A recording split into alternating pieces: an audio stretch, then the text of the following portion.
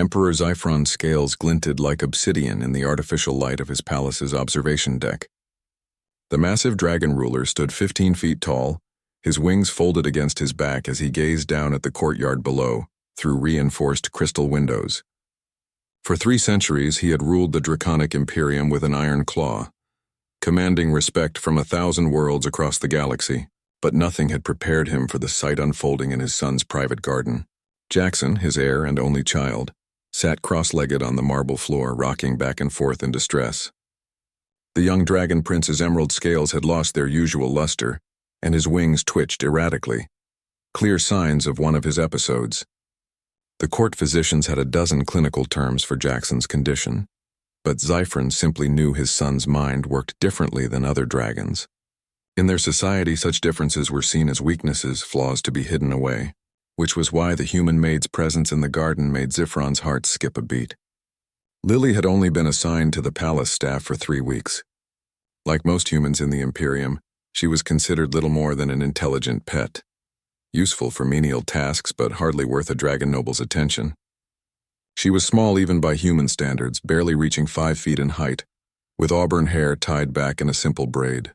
Her uniform marked her as one of the lowest servants in the palace hierarchy. Yet here she was, approaching the distressed prince with a confidence that stunned the emperor. "Your Highness," Lily said softly, her voice carrying clearly through the garden's acoustics. She didn't bow or grovel as protocol demanded. Instead, she sat down at a respectful distance from Jackson, mirroring his cross-legged position. "The light from the twin suns is quite beautiful today, isn't it?" Jackson's rocking slowed slightly.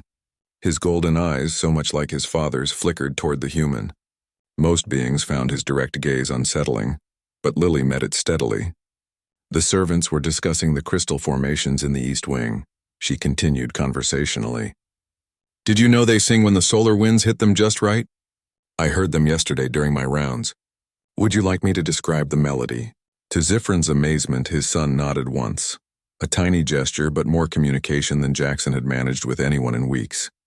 Lily began to hum, a low, melodious tune that seemed to resonate with something deep in the dragon prince's nature. Slowly, Jackson's rocking ceased entirely. His wings settled against his back, and the tension in his scaled shoulders began to ease. "My little brother back on Earth used to get overwhelmed too," Lily said, still humming intermittently. "Not the same way as you, but he found comfort in patterns, in predictable things.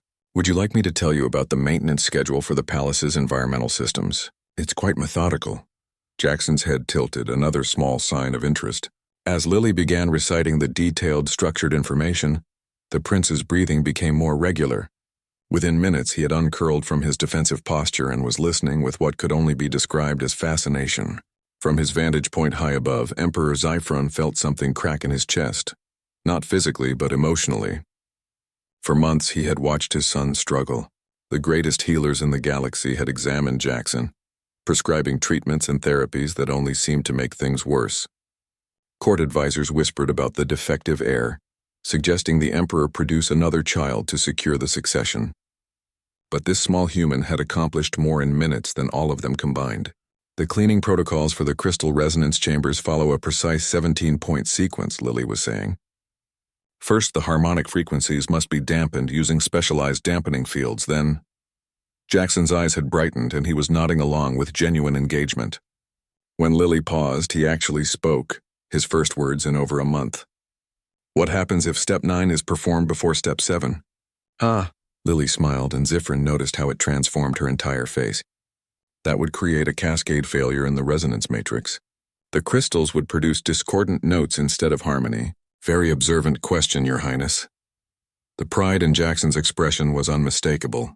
Here was someone who didn't see his obsession with detailed systems as a flaw to be corrected, but as a strength to be appreciated. Emperor Xiphron stepped back from the window, his mind reeling. In dragon culture, showing vulnerability was tantamount to showing weakness. He had been raised to believe that strength came from domination, that the strong ruled and the weak served. It was the foundation of their entire civilization. Yet this weak human had shown more wisdom and compassion in one afternoon than his entire council had demonstrated in years.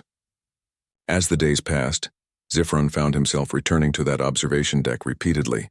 Each time he witnessed small miracles, Lily would sit with Jackson, never pushing or demanding, simply being present.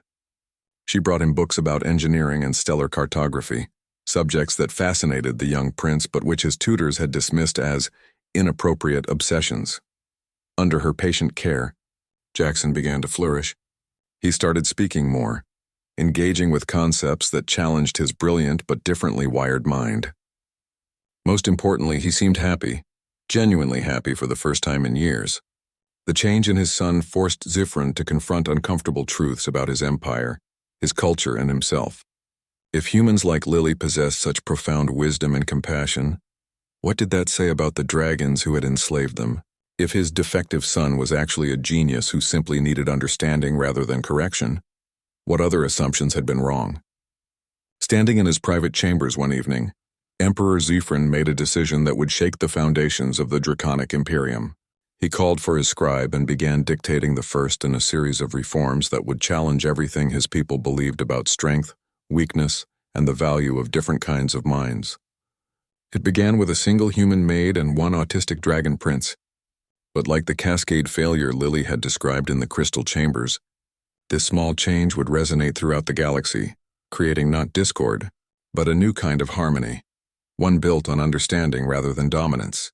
Sometimes the Emperor realized the greatest strength lay not in ruling over others but in learning from them.